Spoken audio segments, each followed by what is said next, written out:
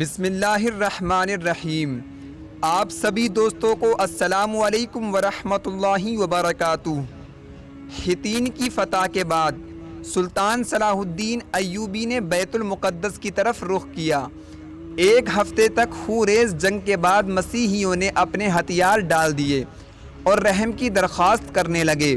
بیت المقدس پورے 88 سال بعد دوبارہ مسلمانوں کے قبضے میں آ گیا اور تمام فلسطین سے مسیحی حکومت کا خاتمہ ہو گیا۔ بیت المقدس کی فتح سلطان صلاح الدین ایوبی کا عظیم الشان کارنامہ تھا۔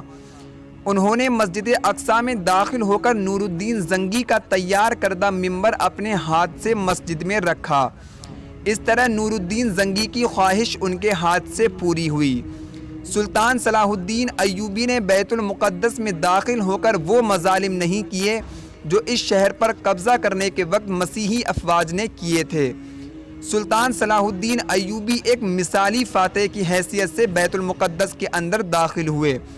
انہوں نے زر فدیہ لے کر ہر مسیحی کو امان دے دی اور جو غریب فدیہ ادا نہیں کر سکا اس کا فدیہ خود صلاح الدین ایوبی اور ان کے بھائی نے ادا کیا۔ بیت المقدس پر فتح کے ساتھ یروشلم کی وہ مسیحی حکومت بھی ختم ہو گئی جو فلسطین میں 1099 عیسوی سے قائم تھی۔